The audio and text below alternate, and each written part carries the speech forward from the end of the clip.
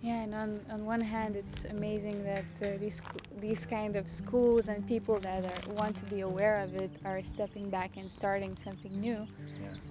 But on the other hand, it's sad because, like, you can't really improve the system. You have to, like, separate. Yeah. So it's like how to help to improve the public education. That's a big question, and that's what we're kind of willing to do, like how to help. It seems it's easier to step back and start something on our own because we think we have a great idea, but like how to help those that are already there and doesn't really have tools to do it. Taigi, jau žinote, kad po pirmojo Europos etapo sausio 14 dieną išskridome į Niujorką ir ten tęsėme nuotykius keliaudami po pasaulį ir lankydami nuostabiausias jo mokyklas. Savaitę praleidę Niujorke ir ten susipažinę su 3 mokyklomis, peršokome į kitą pakrantę Kaliforniją. Los Andžele mus pasitiko Deividas, Greta ir jų sūnukas Pranas.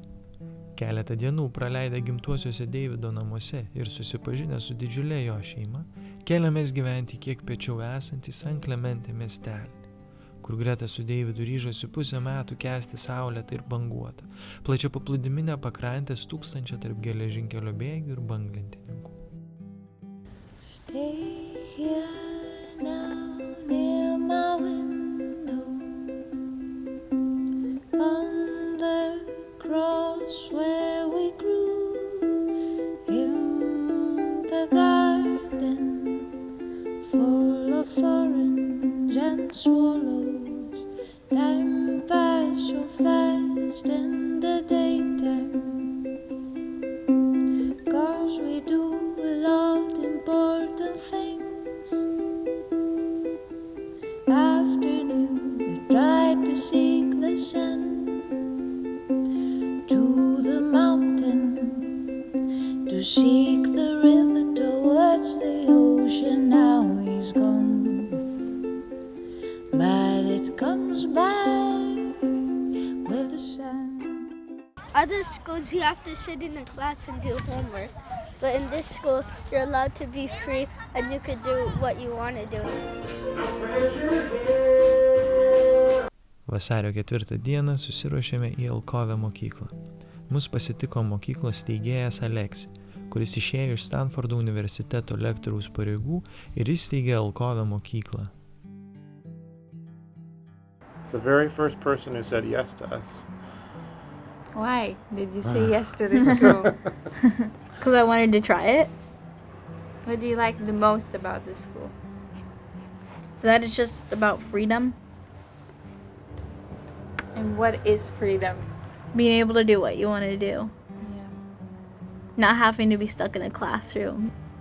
Did you have experience in the public traditional? Yeah, I did. Right? For a couple of years. Do you want to share about that? It was not fun. A lot of people, when we talk, like, we have to trust our kids, we have to put the freedom, and they will eventually find the motivation, inner motivation, and they can control their actions, and they can self-guide themselves. And they say, "Are you kidding?" They can. They will step on our heads, right? They'll revolt, Right? they'll take over. One of the main things that convinced me that we were on the right track is that it seems as though, you're exactly right, one of the main things that keeps parents from taking this leap is fear of the unknown, of failing their children. Exactly. But if you're making a decision, arguably one of the most important decisions for your child, who's arguably probably the most important person in your life, on the basis of fear, that seems like a really weird place to be coming from. You know, I would think you'd want to be coming from a place of love and trust and hope and all of those positive emotions. But it seems like a lot of group decision making around institutions like big educational institutions is motivated by fear of stepping out of line. And so realizing that was a big eye-opener for me. That made me think, aha, we're onto something. If that's the reason people aren't doing this, then we've got something, you know? Because that's a bad reason.